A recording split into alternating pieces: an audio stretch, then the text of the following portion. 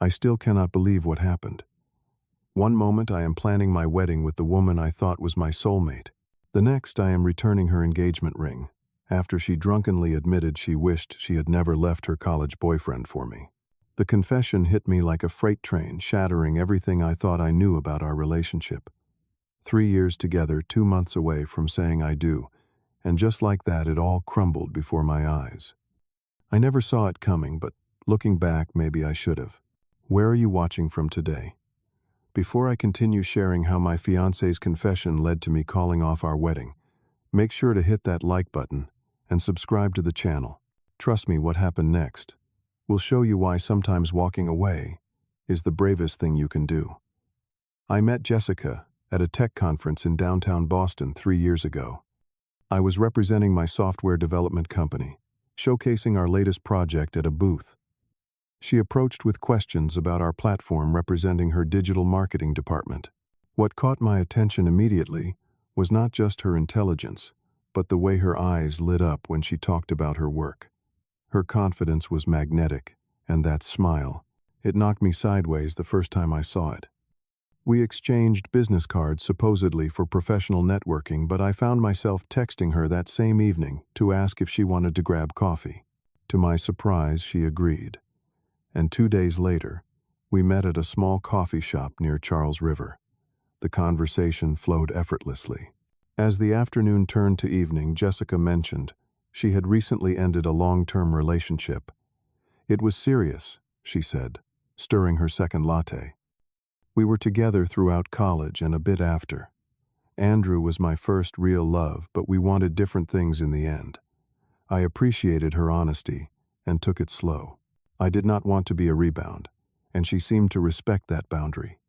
Looking back, I wonder if that relationship had truly ended in her heart. The first 6 months with Jessica were incredible.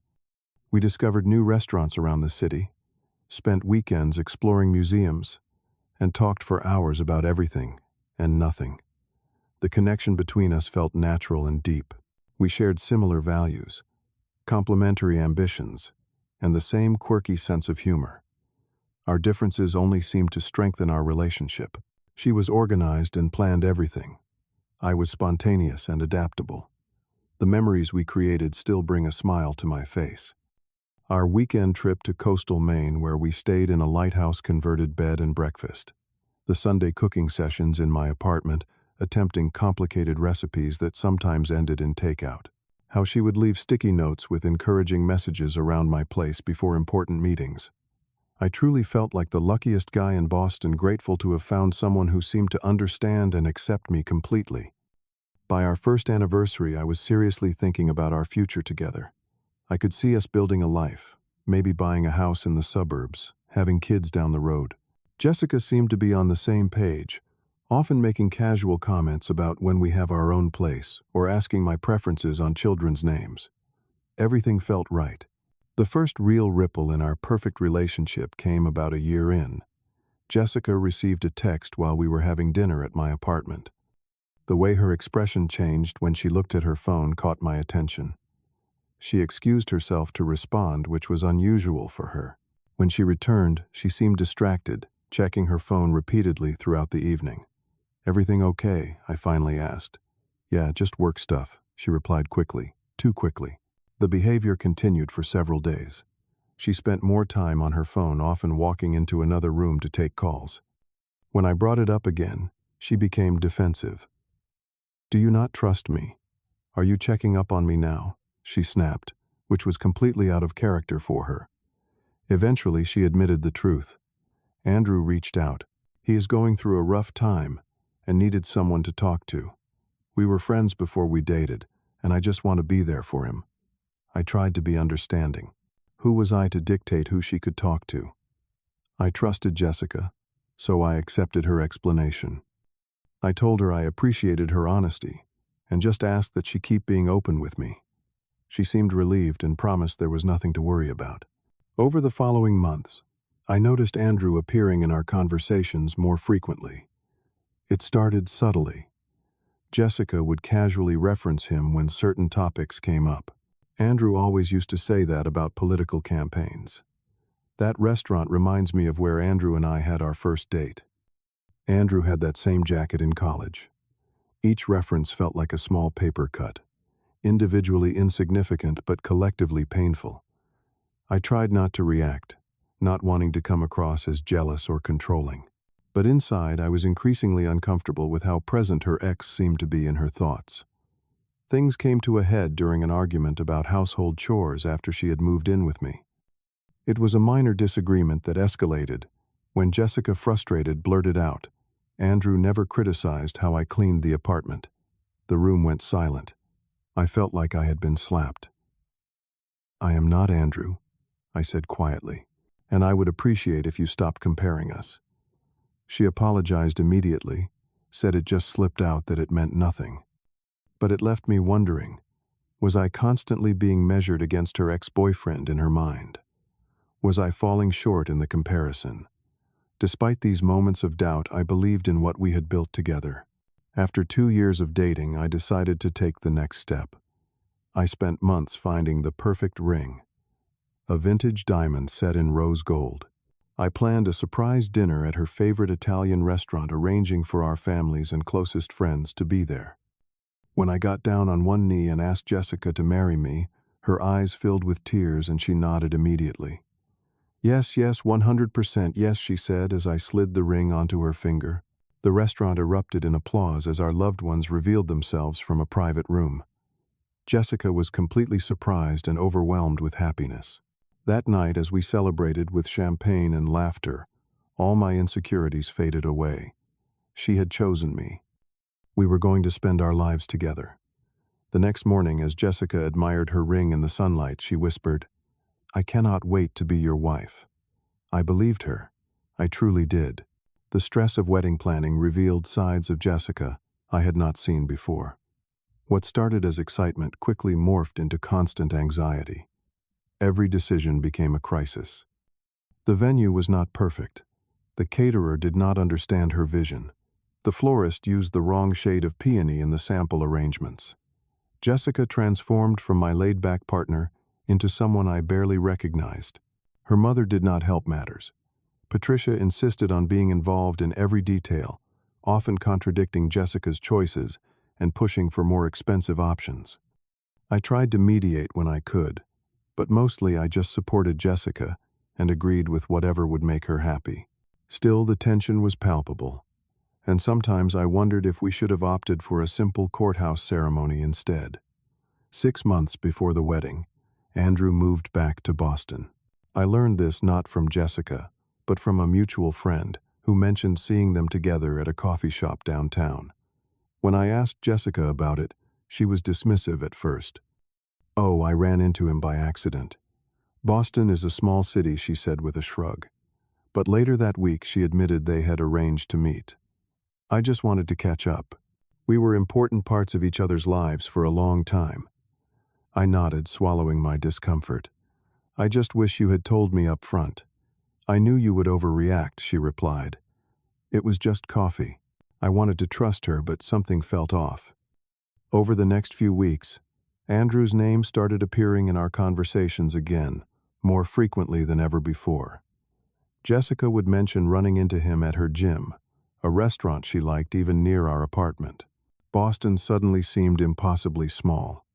One evening, while Jessica was showering, a notification lit up her phone on the coffee table. I did not mean to look, but the preview caught my eye. A message from Andrew: "Miss our talks too. Dinner next week." I felt sick. When Jessica emerged from the bathroom, I confronted her as gently as I could. She claimed it was innocent, just two old friends reconnecting. But her defensiveness made me suspicious. Later that night, when she thought I was asleep, I noticed her scrolling through old photos on her phone. Photos of her and Andrew from college, smiling, embracing, looking every bit the perfect couple. The doubt I had been suppressing began growing like a weed, threatening to overtake everything. 2 months later, we met with Jessica's family to finalize some wedding details. Her younger sister, Lily, who had always been a bit impulsive, made an offhand comment that changed everything. "Remember when everyone at graduation thought Jessica and Andrew would be the ones getting married?" she said with a laugh. "They were like the campus power couple." The room fell silent. Patricia shot Lily a warning look, and Jessica's father, David, suddenly became very interested in his drink.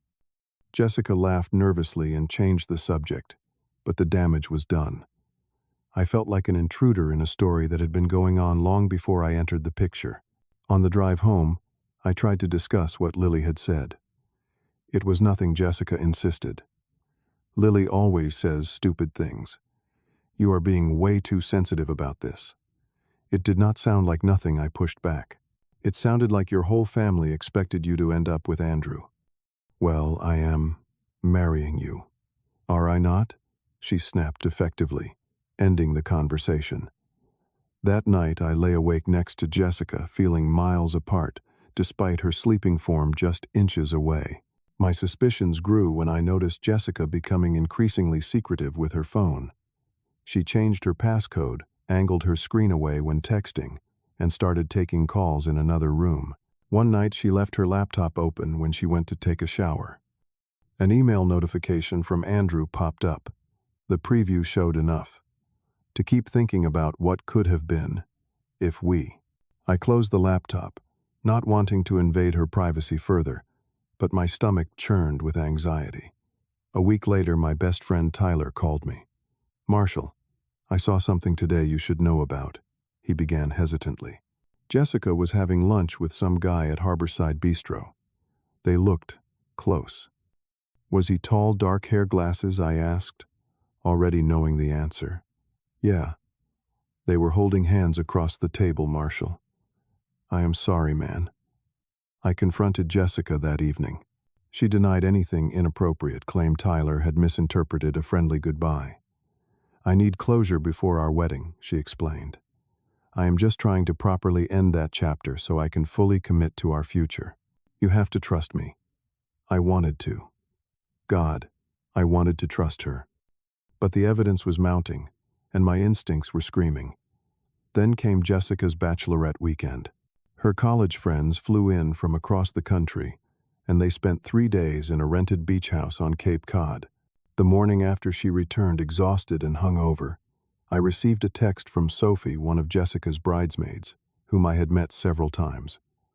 We need to talk about Jessica. She said some things this weekend you should know about. We met for coffee that afternoon. Sophie looked uncomfortable, twisting her napkin between her fingers.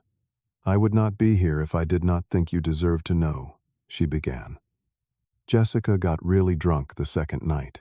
She started talking about Andrew, saying she sometimes wonders if she made the right choice leaving him. She said she still thinks about him all the time. My world tilted sideways. Did she say anything else? Sophie nodded reluctantly.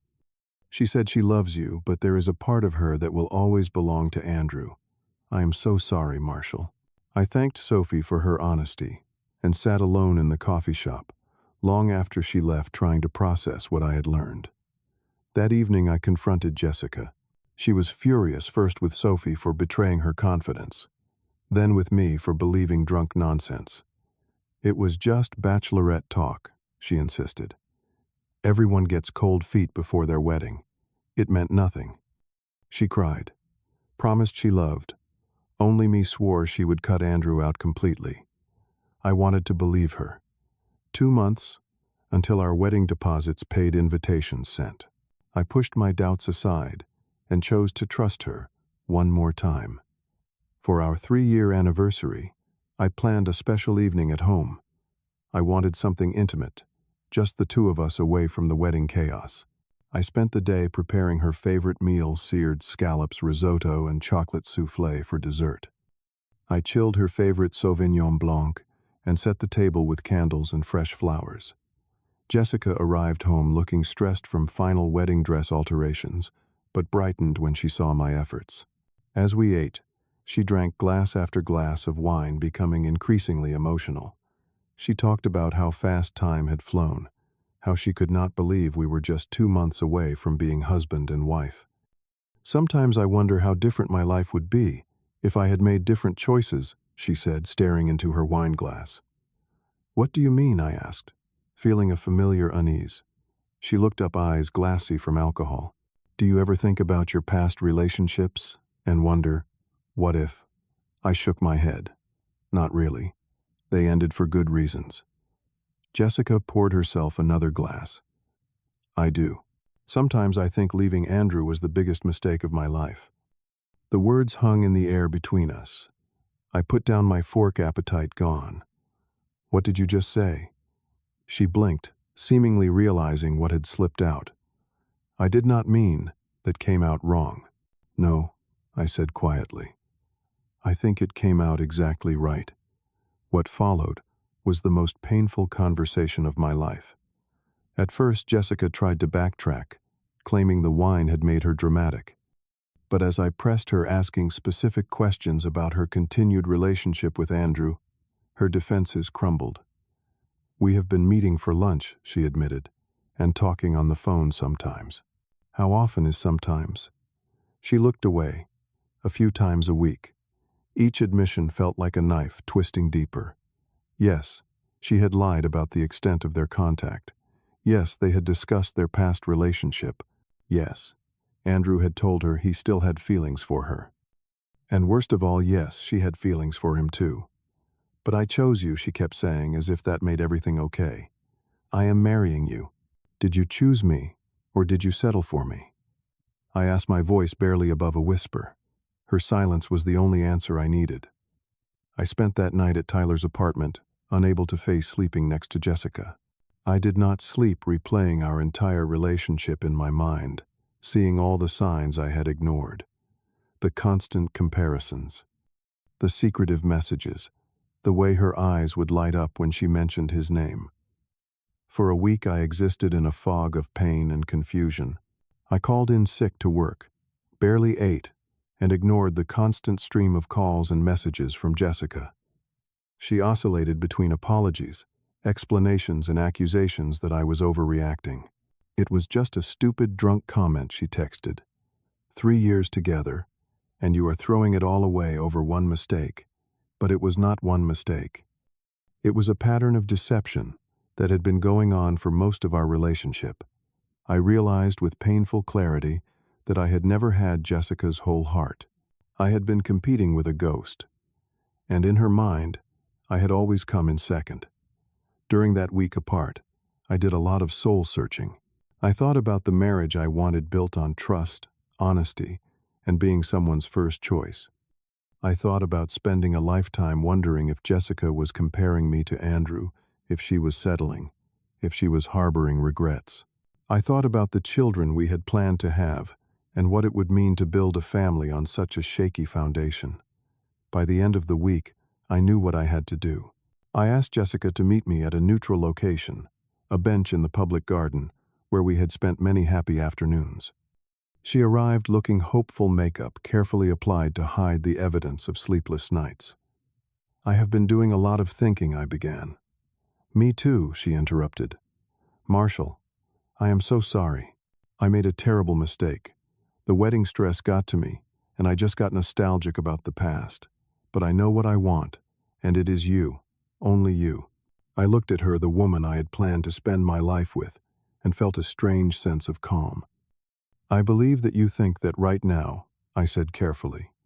But I also believe that you have never fully let go of Andrew, or your relationship with him. And I cannot marry someone whose heart is divided.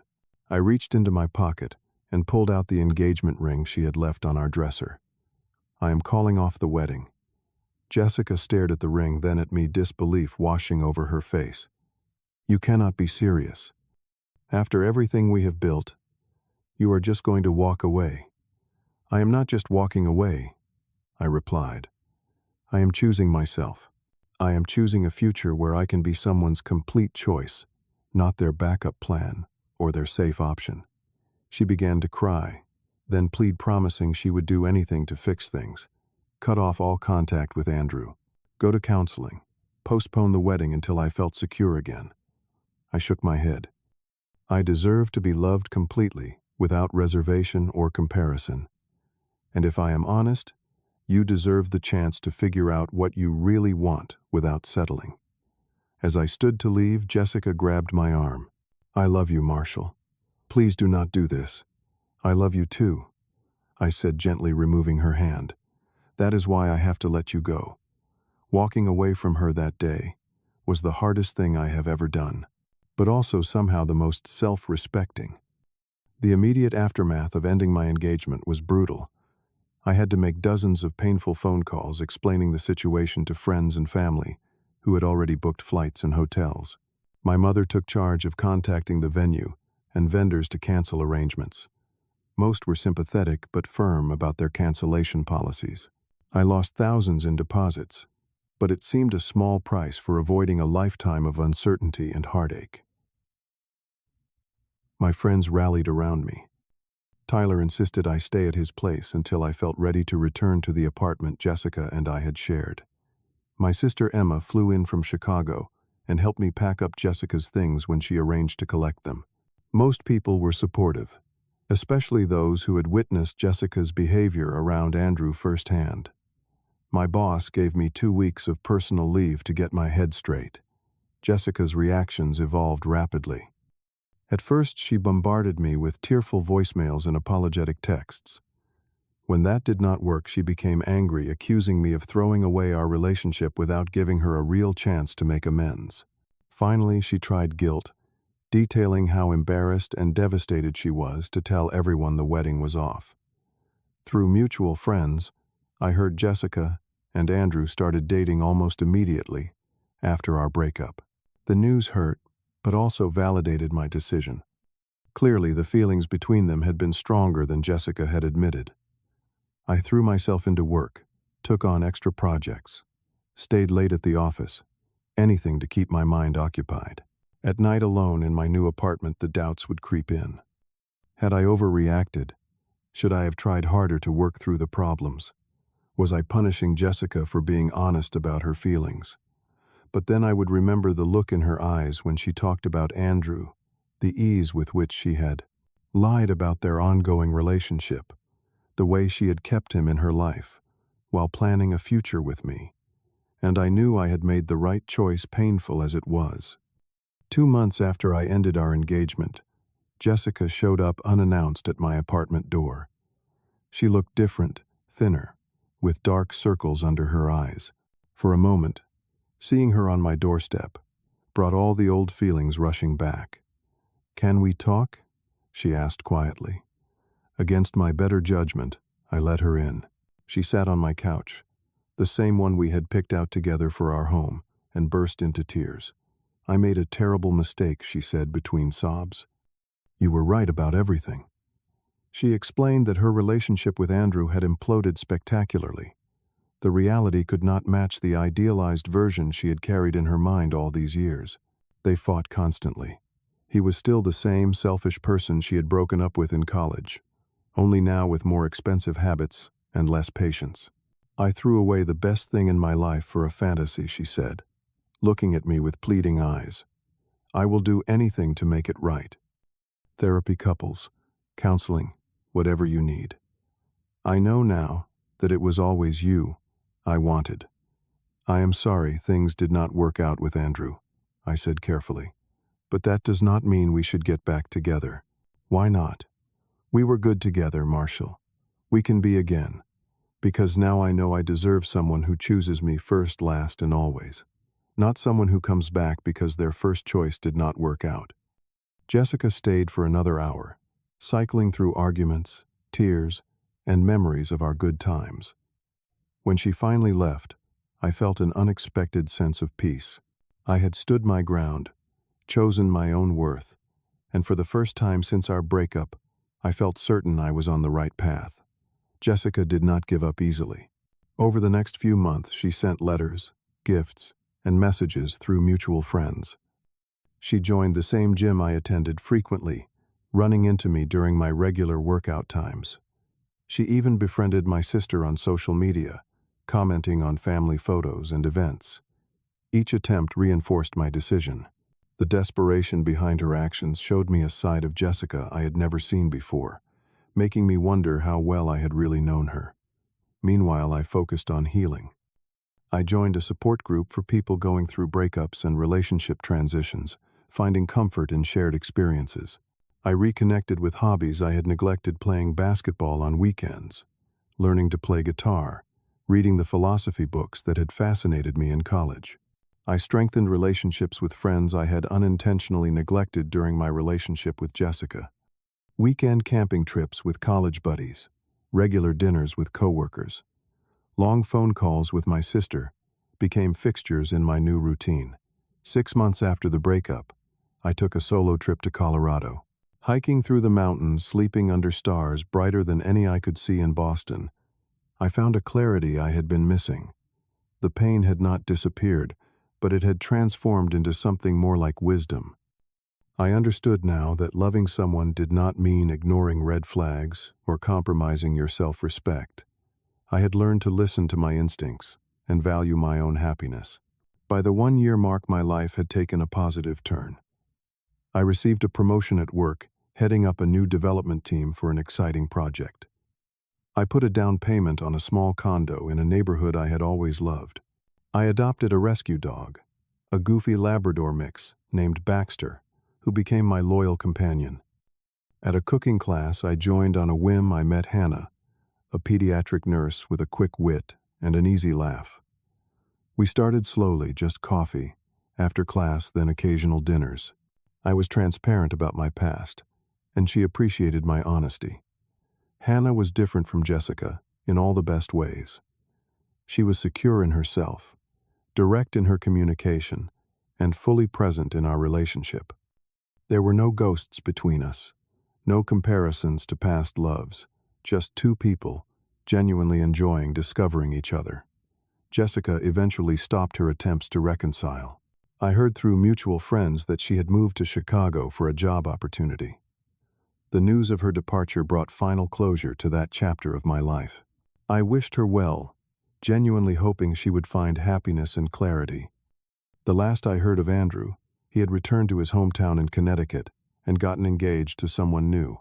The information passed through me, without stirring any emotion, like hearing about distant acquaintances, rather than people who had once been central to my life. Looking back now, I realized that calling off my wedding was not the end I had feared, but the beginning I needed. It taught me that walking away from something wrong, no matter how much you have invested, is not failure, but courage. That settling for being someone's second choice only guarantees a lifetime of insecurity and doubt. I learned that self-respect is not selfish.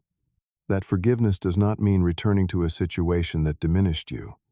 That sometimes the bravest thing you can do is to let go and move forward alone.